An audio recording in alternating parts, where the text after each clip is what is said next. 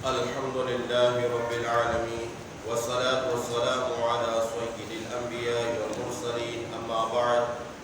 فأعوذ بالله من الشيطان الرجيم بسم الله الرحمن الرحيم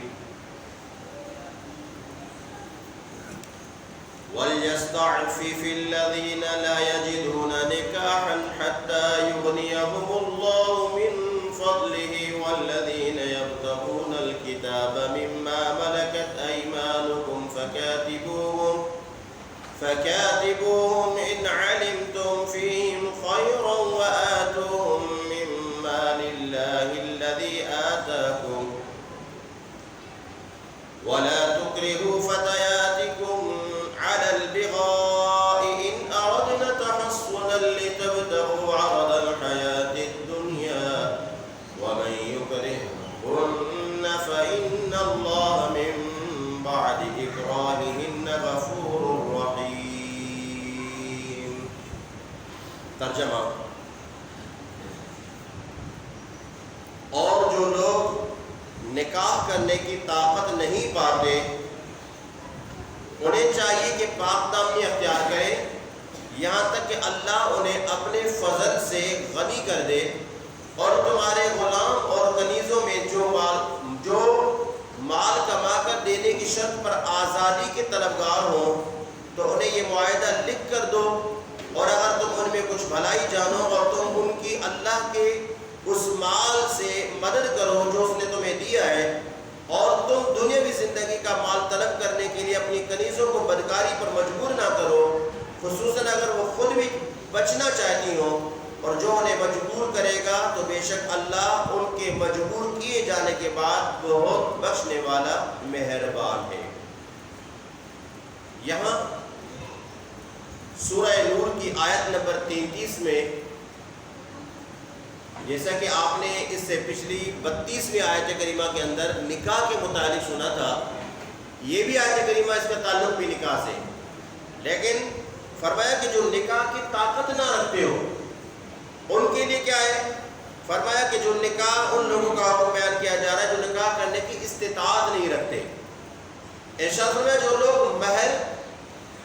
یہ یاد رکھیں حق مہر نکاح میں، یہ نکاح کی شرط ہے حق مہر، اور یہ خاتون کا حق ہے اسے دینا ہوگا۔ عورت اگر یہ چاہے کہ آپ نے مجھے حق مہر نہیں دیا، میں آپ کو اپنے اوپر تجھے اختیار ہی نہیں دیتی، تو شریعت نے اس کو یہ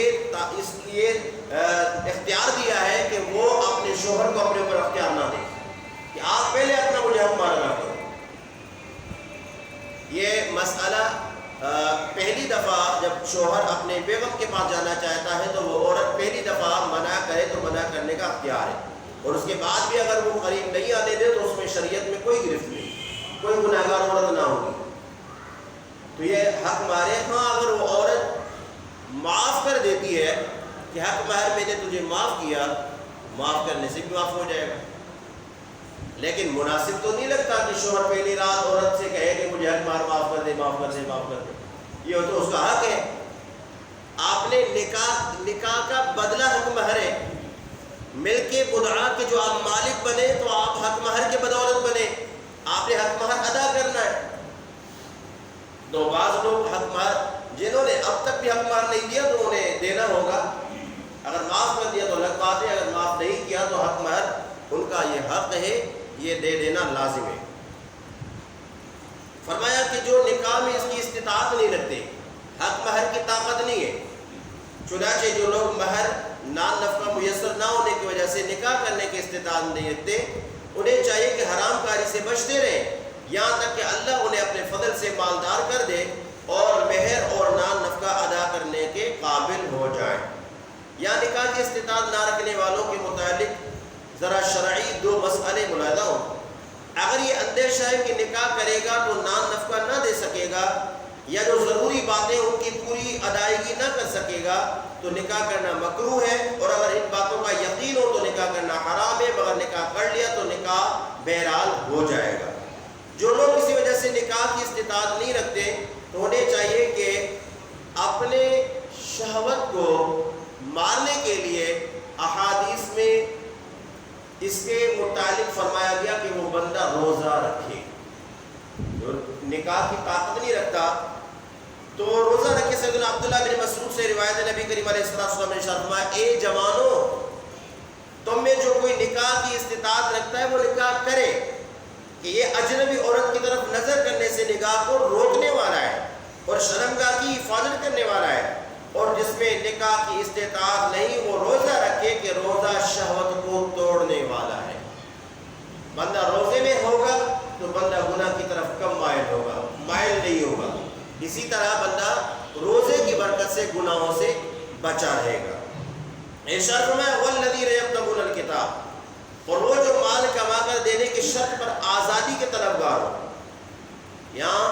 یہ آیت کریمہ کا حصہ غلاموں کے متعلق ہے، کنیزوں کے متعلق ہے. لیکن جیسے کہ ہمارے ہاں غلام نہیں ہوتے اور کنیزوں کا دور نہیں ہے، ہر ایک آزاد ہے، تو یہ اس کا تعلق غلام سے. جو غلام کنیز مخصوص مقدار میں مال کما کر دینے کی شرط پر آزادی کے طلبگار ہو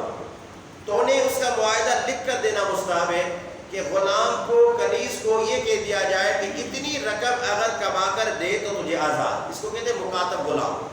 اگر اس کو مکاتب غلام بنانا ہے تو اسے یہ چاہیے کہ معاہدہ ہو اور اس پر لکھ کر دے دیا جائے تو بہتر ہوگا، مستحب ہوگا کہ اس کو لکھت کے اندر دے دے. اس طرح کی آزادی کو شریعت کی اصطلاح میں کتابت اور ایسا معاہدہ کرنے والے غلام کو مکاتب کہتے ہیں، جبکہ جو مال دینا طے پائے اسے بدلے کتابت کہتے ہیں. غلام اور کنیزوں کے ساتھ ایسا معاہدہ کرنا اس وقت مستحب ہے جب وہ امانت اور دیانت اور کمائی پر قدرت رکھتے ہوں، تاکہ وہ حلال روزی سے مال حاصل کر کے آزاد ہو سکیں اور اپنے آقا کو مال لے کر آزادی حاصل کرنے کے لیے بھیک نہ مانگتے پھریں. اسی لیے حضرت سیدنا سلمان فارسی نے اپنے اس غلام کو مخاطب کرنے سے انکار فرما دیا جو بھیک مانگنے کے علاوہ کمائی کا کوئی اور ذریعہ نہ رکھتا تھا. مسلمانوں کو چاہیے کہ وہ مخاطب غلاموں کو زکوٰۃ وغیرہ دے کر ان کی مدد کریں تاکہ وہ بدلے کتابت دے کر اپنی گردن چھڑا سکیں. یہ شان نزول اس آیت کریمہ کا یہ ہے کہ ابن عبد العزیٰ کے غلام سبی نے اپنے مولا سے کتابت کی درخواست کی. غلام تھا، اپنے آقا سے کہا مہربانی کرو، کہ غلام تو یہ ہوتا ہے کہ غلام جتنا بھی مال کمائے وہ غلام کا ہوتا ہی نہیں، وہ غلام کا نہیں آقا کا ہوتا ہے. اب غلام نے عرض کی کہ مجھے آپ لکھ کر دو، اتنی کمائی میں آپ کو کما کر دے دوں، پھر آپ مجھے آزاد کر دیں. یہ انہوں نے عرض کی. مولا نے انکار کیا. اس پر یہ آیت کریمہ نازل ہوئی تو ابن عبد العزیٰ نے اس کو ہویتب نے اس کو 100 دینار پر مقادم کر دیا اور ان میں سے 20 اس کو بخش دیے، باقی اس نے ادا کر دیے، پھر یہ غلام آزاد ہو گیا تھا. ارشاد فرمایا تم اپنے کنیزوں کو بدکاری پر مجبور نہ کرو. سیدنا عبداللہ بن، بلکہ یہ شان نزول یہ ہے کہ ابن ابی بن سلول منافق مال حاصل کرنے کے لیے اپنے کنیزوں کو بدکاری پر مجبور کرتا تھا. مال کی غرض سے کنیز ہے، غلام ہے، اب اس کو بدکاری پر مجبور کرتا تاکہ یہ کمائی کا ذریعہ بنائے. اب یہ منافق اس طرح کنیزوں کو بدکاری پر مجبور کرتا. ان کنیزوں نے نبی کریم علیہ السلام کی بارگاہ میں شکایت کی. اس پر آیت کریمہ نازل ہوئی اور اللہ تعالیٰ نے حکم دیا کہ تم مال کے لالچ میں اندھے ہو کر کنیزوں کو بدکاری پر مجبور نہ کرو، خصوصاً اگر وہ خود بھی بچنا چاہتی ہوں، اور جو انہیں مجبور کرے گا تو بے شک اللہ ان کے مجبور کیے جانے کے بعد وہ بچنے والا مہربان ہے اور اس کا وبال گناہ پر مجبور کرنے والے پر ہے. علامہ اسماعیل حقی فرماتے ہیں زنا پر مجبور کیا جانا اس وقت ثابت ہوگا جب کوئی جان سے مار دینے یا جسم کا کوئی عضو ضائع کر دینے کی دھمکی دے. اگر ایسی دھمکی نہ ہو، تھوڑی بہت دھمکی ہو تو زنا پر مجبور کیا جانا ثابت نہ ہوگا. تو اگر کوئی ایسا عضو کاٹ دینے کی یا پھر جان سے مار دینے کی دھمکی دے کر اگر زنا پر مجبور کرتا ہے تو اب ایسے بندے کا سارا وبال گناہ یہ اسی پر ہوگا جس نے مجبور کیا، اور دوسری طرف سے گناہ نہیں ملے گا. ہاں اگر شدید دھمکی نہیں ہے تو پھر اب بندے کو یا بندی کو اپنی عزت اور عصمت بچانے کا ہوگا کہ وہ اپنی عزت اور عصمت اور اپنی پاک دامنی کو بچائے رکھے۔ آج کل بعد اللہ ثم بعد اللہ اس طرح کے